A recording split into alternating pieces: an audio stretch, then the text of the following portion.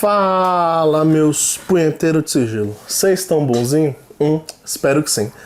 No vídeo de hoje, gente, nós vamos falar de um tema que é pouco conhecido, pouco explorado, mas surge tanta dúvida disso na internet, sobretudo quem está começando, que eu acho que seria legal a gente elencar aqui. Vamos falar de magia enoquiana, mais especificamente tentar hierarquizar a mitologia, os mitos, os seres mitológicos dessa vertente que é quase um metasistema de tão completo, complexo e amplo que ele é. Mas, antes de mais nada, tá chegando agora? Se inscreve no canal, curta, comenta, compartilha, ativa o sininho, notificação, manda esse vídeo pros amigos, pra todo mundo. Ajuda o Mago a crescer, ajuda o nosso canal a ficar conhecido. Ajuda, por favor. Tô pedindo por favorzinho. Batemos 2.000 inscritos recentemente, muito obrigado a todos vocês que estão colocando fé no nosso trabalho, acreditando e tudo mais.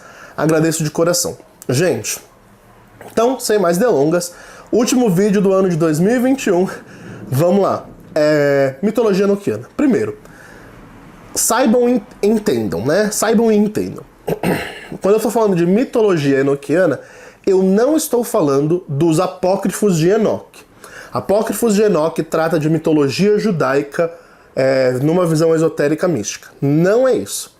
Quando eu tô falando de mitologia enoquiana, eu tô falando do que foi revelado a John Dee e Edward Kelly no ano 1500 e pouco ali, pelos espíritos enoquianos que apareceram por intervenção dos cabalísticos, beleza? Então, para começo de conversa, onde começa essa mitologia toda? Vamos lá. John Dee e Edward Kelly eram místicos, né? John Dee, ele era um astrólogo, ele era um estudante alquimista, estudante de magia e tudo mais, e ele começa a ter umas revelações, né? Começa a ter umas revelações, umas coisas, mas ele não consegue ver, ele não tem mediunidade, ele não tem nada. Então ele começa a fazer o quê? Ir atrás de quem tem.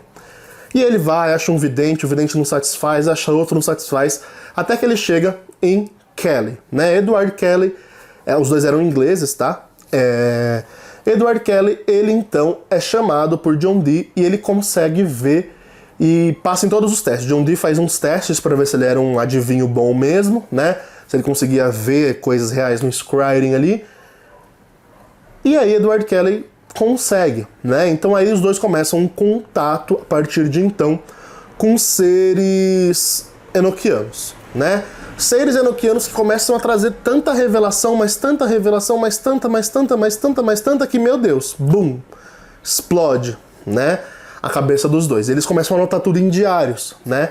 E que quem quisera eu, que esses diários de John Dee estivessem disponíveis em português. Mas, infelizmente, eles só são encontrados em uma versão americana, né? Própria da Inglaterra, edição de colecionador, de obras completas. Carérrimo, assim, é uma relíquia, né? E em português, infelizmente, nós não o temos. Mas o conhecimento chegou até nós por outros livros, enfim, né?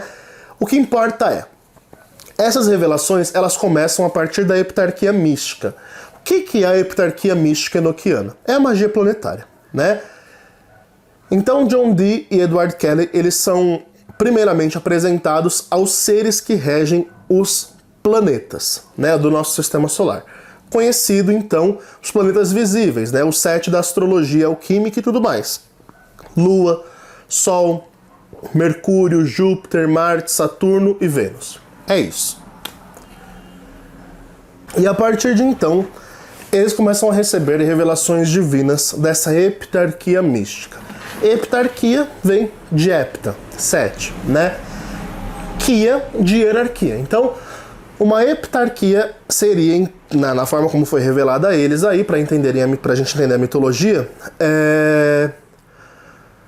7 reinos, né, astrais, que governam e regem a nossa Terra, que influenciam direta e indiretamente na existência e evolução do nosso planeta. Aí eles descobrem que nessa heptarquia, cada reino, ou seja, cada planeta, vai ter um rei, um príncipe, 6 ministros, e cada um desses 6 ministros vão ter legiões aí em seu comando, certo? Então, pra gente entender, tem o rei, o príncipe de cada planeta. Esse rei e esse príncipe, eles têm 6 ministros, que são 6 comandantes, né, regentes, que governam, né, aí as funções, as funcionalidades de cada planeta. É dividido por horas as funções de cada ministro. Então, são 6 ministros, né, obviamente, 6 horas de atuações na Terra. Não vou saber de cor, mas se eu não me engano é da meia-noite às 2, das 2 às 4, das 4 às 6, das 6 às 8, e por aí vai. Acho que é de 3 em 3 horas, de 4 em 4 horas, não tenho certeza para falar aqui para vocês. Mas, o que eu tenho de certeza é que esses ministros, né, não foi quase nada revelado a função deles para John Dee, né? Por quê? Porque logo em seguida eles mal receberam essa informação dos ministros e tal. Eles começaram a receber outras informações dos mesmos anjos, que eram um outro sistema dentro do próprio sistema. Então calma que a gente vai chegar lá. É complicado, mas a gente consegue, tá? Só explicando melhor, né, o próprio sistema da heptarquia mística. Então eles são seres que estão para além da Terra, né? São seres que vivem nos planetas, nas dimensões das esferas de cada planeta, com reinos próprios lá dentro, né? Então, assim, esses seres, eles governam os aspectos que cada planeta rege, porém, na revelação de John Dee, tem algumas diferenças da tradição cabalística, da tradição da Golden Dawn e tal. Por exemplo, o Sol, se eu não me engano, ele rege funções mercuriais, e Mercúrio rege algumas funções que são próprias do Sol, né?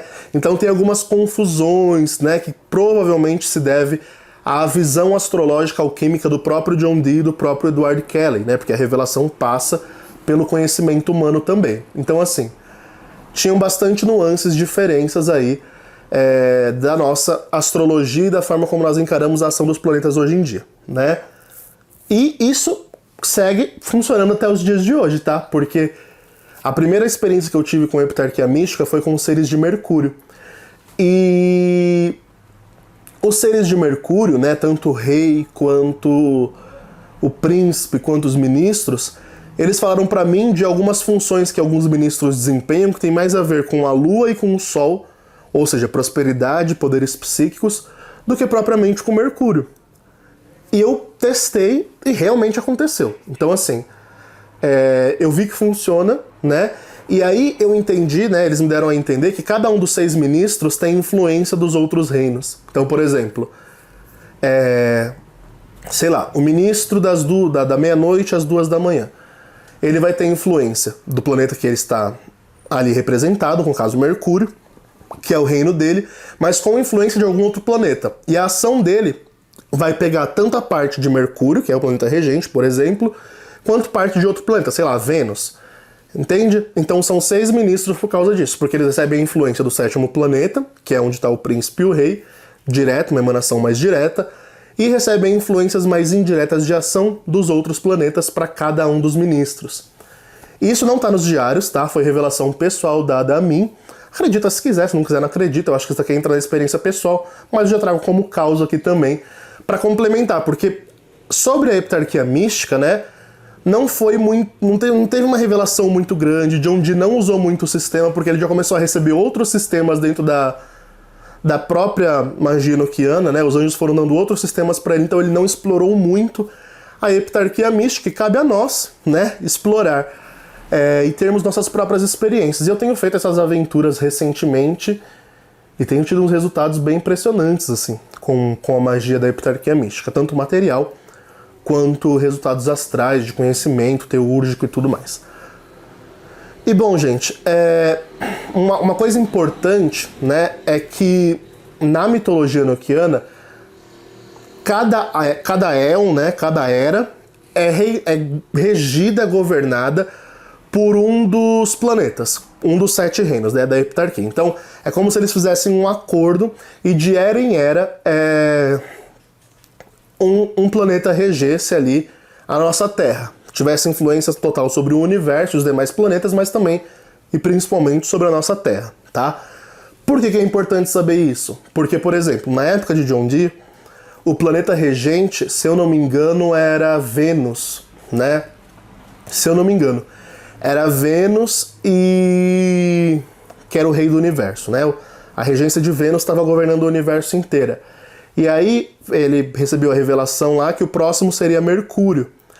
E por que é interessante a gente saber disso? Porque, segundo os cálculos do povo que estuda, nós estamos na era da regência epitarquial de Mercúrio, né? Mercúrio está regendo esse nosso éon atual, né?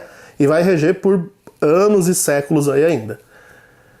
E Mercúrio é responsável pela comunicação. Olha como nós estamos avançando em tecnologia de comunicação.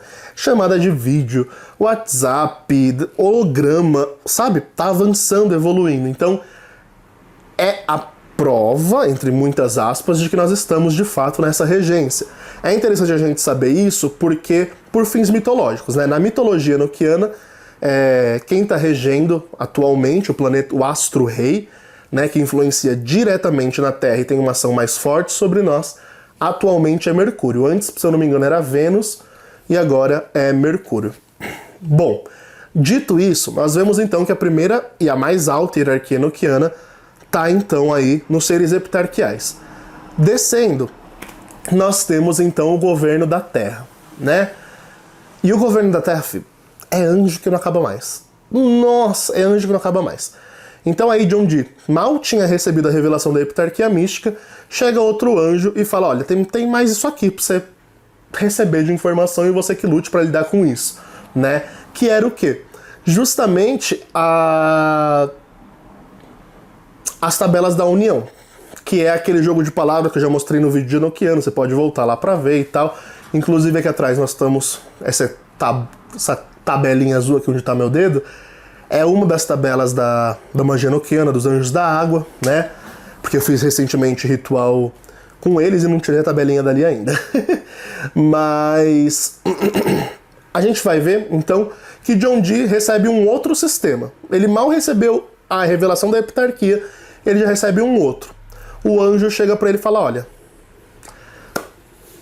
temos mais coisa pra te falar. E aí, ele, surpreso, acaba recebendo as tabelas da união, né? Só que nas tabelas da união, ele recebe várias coisas, né? A primeira coisa que ele recebe é o livro Logaet, ou Loget, cada um fala de um jeito, né? Eu falo Logaet, né? O livro das revelações, o livro dos segredos, que é onde tem as chamadas chaves enoquianas, ou chamadas enoquianas. Essas chamadas eram livros de mistérios para você conseguir acessar um reino astral específico. Reino astral que vive nos Ares, ou nos Aetirs, né? O que são os Aetirs? Os Aetirs são reinos astrais em cima da nossa Terra, ou seja, o plano astral na visão da magia enoquiana. O plano astral tem diversos reinos, né? Se eu não me engano são 29, 28... Não tenho certeza, não vou dar certeza aqui, porque eu nunca sei de cor esses números, esses cálculos, eu nunca sei de cor. Mas tem vários reinos que você consegue acessar por meio do scrying e tudo mais. E os anjos, obviamente, ensinaram a técnica, o preparo, disseram que não é nada fácil, que você tem que se projetar. E aí você recita as chaves dos mistérios, para cada dia uma chave, cada dia uma oração, cada dia um jejum. Tem todo um preparo, né? E aí, esse é o trabalho teúrgico da magia enoquiana, né? Que é você visitar esses reinos, assim como o trabalho teúrgico da cabala é você visitar os reinos cabalísticos, fazer um ritual cerimonial, se abastecer daquela energia e a partir disso ver os reflexos disso na sua vida cotidiana, né? Esse é o reino que eu menos explorei, não vou mentir, né? Porque, primeiro, exige muito tempo para você fazer um único ritual, né? Você precisa ficar se preparando por mais de um mês para você conseguir fazer uma única chamada Aetir, né? Então, assim, eu particularmente ainda não fiz, né, nesse tempo que eu estou estudando magia enoquiana, então não posso trazer nenhum caos ou experiência, né, de como é o reino, de como não é, porque eu nunca fiz, né? Quem fez? Ah, eu quero saber quem fez, eu quero ir atrás. Crowley. Crowley diz que, tá? Eu não boto minha mão no fogo de jeito nenhum, porque, segundo o que foi revelado a John Dee e Edward Kelly, você ter uma experiência com um Aetir, aquilo molda e modifica a sua vida, né? E nós vemos que Crowley, ele foi um vagabundo, prostituto, vagabundo, não vale nada, né? Como diz a musiquinha do TikTok, até o final da vida dele. Então, assim, é complicado de você acreditar na revelação se você não vê transformação daquilo na vida pessoal do indivíduo. Mas Crowley, no livro, no Liber dele lá, A Visão e a Voz, ele relata todas as experiências que ele fez com os Etirs. E ele fala que ele foi em todos os reinos Etirs, né? Se foi, se não foi, a gente não vai saber, né? Mas ele diz que foi, então vale a pena ver os causos de Crowley aí, nessa experiência que ele teve com os Etirs e tudo mais. Eu não sei se Crowley praticava por patchworking ou por scrying, mas se eu não me engano era por patchworking. Mas ele teve o reino aí, as visões da mente dele e tal. Então é bacana estudar.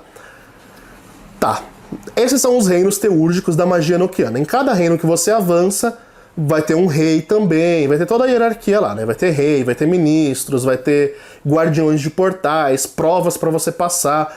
Bem semelhante à Cabala. Não muda quase nada, tirando o fato que, né, não é Árvore da Vida, não é Netzach, Yesod, Tiferet, né? São reinos Etirs que ficam nos ares, né? Que servem como reinos próprios, onde vivem, né, os seres enoquianos e as almas lá, né?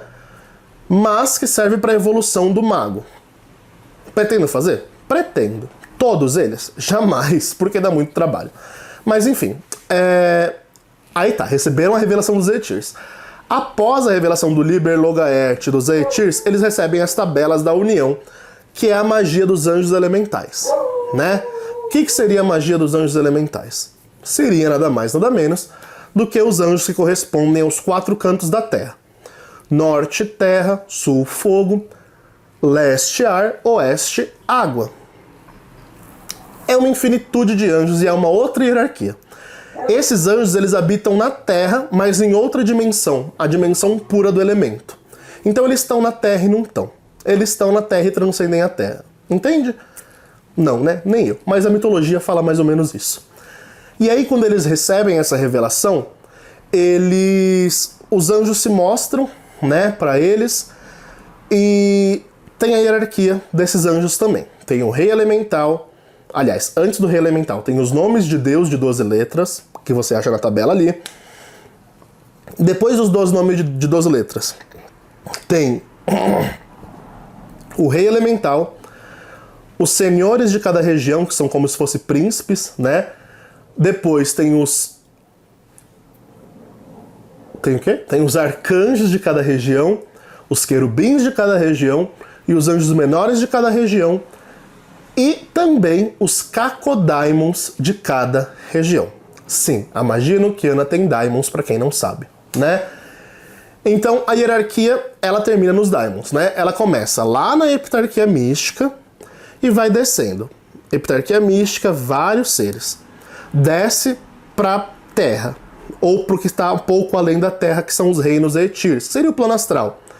Depois do plano astral tem o plano elemental, que é onde habita a maioria dos seres enoquianos, né, que nós conhecemos, e a maioria do que é trabalhado hoje de modo geral, que foi trabalhado pela Golden Dawn e tudo mais, né? Que é os seres da tabela da união, das torres de vigia e tudo mais, né? Aí nós temos as 4 torres de vigia. É importante falar, cada reino contém os outros 3 reinos. Então assim, o reino da água vai ter água pura, fogo de água, terra de água e ar de água, correspondendo assim um elemento com todos os outros subelementos dentro dele, tá? E isso serve para cada torre, para cada quadrante, né? E os cacodaimons, né? Então o mais baixo de toda essa hierarquia é os cacodaimons, que também John Dee não explorou. Nós temos mais informação dessa mitologia toda enoquiana nesses seres da tabela da união, das torres de vigia, dos elementos e tudo mais. Por quê? Porque foi onde John Dee mais explorou, mais trabalhou ali a magia enoquiana que ele recebeu. A impressão que os praticantes de magia enoquiana têm ao ler os diários de Dee e tudo mais é que os anjos só queriam revelar a magia para ele mesmo, mas não queriam que ele praticasse. Porque os anjos dão diversos alertas para ele, das práticas e tal, que deixam ele temeroso, né? Então ele meio que não praticava. Ele recebia informação e meio que era isso, né? Ele recebeu o sistema, praticou pouco, né? Tão pouco ao ponto de nós termos acesso a todas as revelações dessa mitologia enoquiana, mas temos poucos relatos de práticas e de resultados dessas práticas, né? Temos alguns? Temos. Algumas coisas bizarras também? Temos também, né? A coisa mais bizarra desse sistema é que os próprios anjos enoquianos mandaram ele e Edward Kelly, né, o vidente e o relator ali, o homem da ata, né, que era John Dee, mandaram os dois fazer um swing. Sim, literalmente, troca de casal. Os anjos mandaram eles pegar as esposas e fazer tchucu-tchucu um com a esposa do outro. Tá nos diários. Sim. Então, assim, você percebe que... E é aí que fica aquela interrogação. Mas esses anjos, de onde são? De onde não são? Eles vêm do Criador, do tatatá, de não sei o quê. Ok, mas a visão não tem nada a ver com a visão judaica, apesar de advir dela. Porque, né, foi o arcanjo Micael, Rafael, Uriel, Gabriel e tal, que foram abrindo o sistema enoquiano, né? Então é como se eles fossem um segredo por detrás dos anjos cabalísticos ou algo assim, né?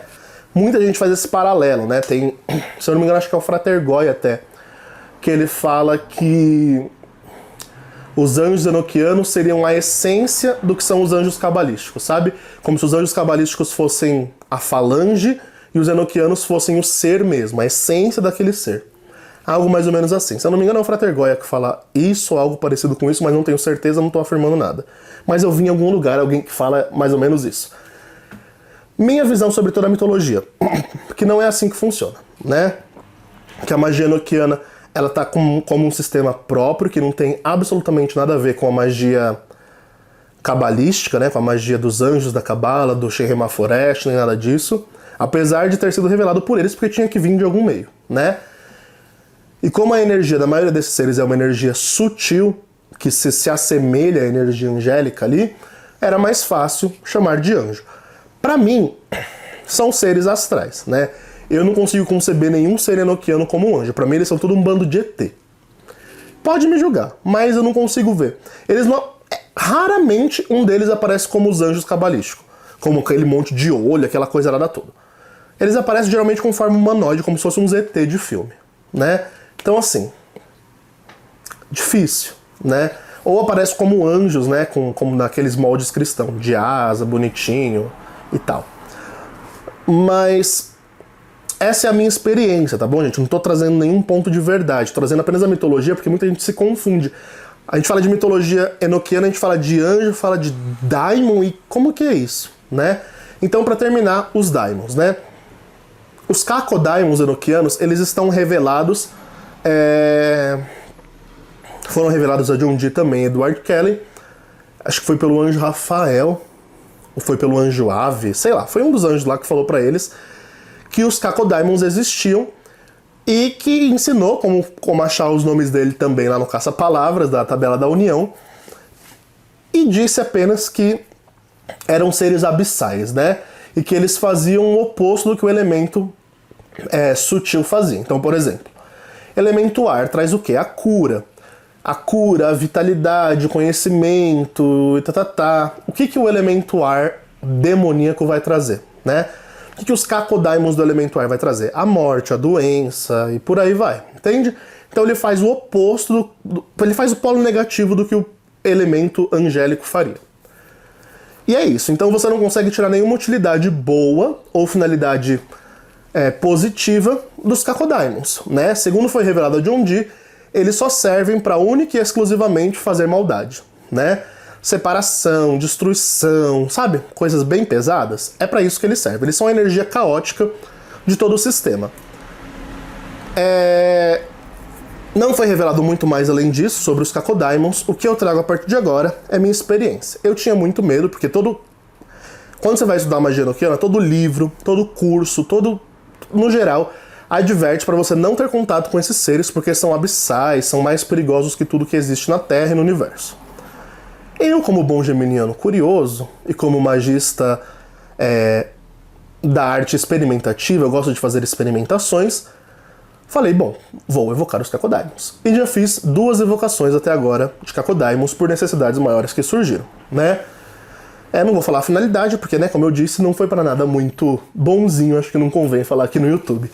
Mas tive que chamá-los, né? Chamei 2 vezes e, de fato, é tudo de mais denso e horrível que alguém pode experimentar nesse meio, né? Pra mim, sendo muito honesto, foi uma densidade bem parecida, um pouco pior, devo admitir, do que as entidades do Grimório Verum, né? Eu já pratiquei, já trabalhei o Verum aqui, e tanto o Verum quanto o Gran Grimório, né? Então, a câmera cortou aqui, gente, vocês me desculpam, mas, como eu tava falando, os Daimons, eles são os seres abissais, né? Então eu chamei eles, e a experiência que eu tive, como eu disse, foi bem semelhante à do Verum e à do Gran Grimório. O extremo do denso, os seres assim, assustadores, disformes, é até complicado eu descrever o que eu vi no Scrying, porque foi bem assustador, né? Como se fosse um pesadelo lúcido acontecendo na sua frente. E é bem tenso, é bem denso, mas de todo modo não é tudo aquilo que bota um medo na gente, né? Então assim, quero praticar com esses seres? Pratique, mas saiba que a coisa é pesada, né? Se você for sensível à energia que nem eu, então, nossa, se prepara para vomitar depois. São seres que te testam, eles me testaram durante o ritual. Depois eu vou trazer um caos, eu tô só esperando sair os resultados concretos do que eu pedi, para eu trazer o caos com resultado positivo ou negativo. Mas fiz 2 experiências recentes com eles e foi muito pesado, né? Então assim, é pesado mesmo, o que alertam nos livros é real, as consequências disso são fortes, né? Os efeitos colaterais que ficam em você são grandes. Então assim, se for fazer, faça com a certeza de que você vai saber lidar com as consequências disso depois, tá bom? Então assim, mitologia enoquiana, para resumir tudo e terminar: heptarquia mística, seres que governam os astros e o universo, segundo foi revelado a John Dee, né? Então na mitologia, os mais elevados seriam os seres da heptarquia mística. Após eles, nós temos os seres dos Aetirs, que são os reinos elementais que ficam sobre a Terra, né? Nas regiões do mundo, segundo foi revelado. Depois nós temos os seres elementais, que são os anjos da tabela da união das torres de vigia. E aí nós temos os reis, os senhores, os querubins, os arcanjos, os anjos menores. E também, atrás de tudo isso, nós temos os Cacoddaimons, que são as energias abissais, densas e destrutivas da Terra, né? São os opostos desses anjos. Assim como tem o Shen Hemaforesh, os anjos do Shen Hemaforesh, e os que frustram, e os que eles frustram os Daimons da Goethe, tendo em oposição o mesmo número de anjos para mesmo número de Daimon, nós também temos os anjos enoquianos menores e os Cacoddaimons em oposição um com o outro, beleza? Que mais? É isso, gente. Então, já vou terminar o vídeo por aqui, porque, né, cortou, deu mal chabom aqui. Então, terminando o vídeo aqui, apenas dizendo pra vocês que é um pouco complicado, mas quando a gente hierarquiza, coloca no papel, desenha, descomplica, beleza? Então espero que você tenha entendido que a magia enoquiana é um metasistema que você pode ir pro lado denso, pro lado sutil, pro lado planetário, pro lado religioso, pro lado angélico, pro lado teúrgico, pro lado taumatúrgico. É o que eu falo, ele é um metasistema completíssimo pro praticante de magia, né? É complicado de fazer? É. É complicado de entender? É. É mais complicado ainda de estudar e ter acesso a material bom? É.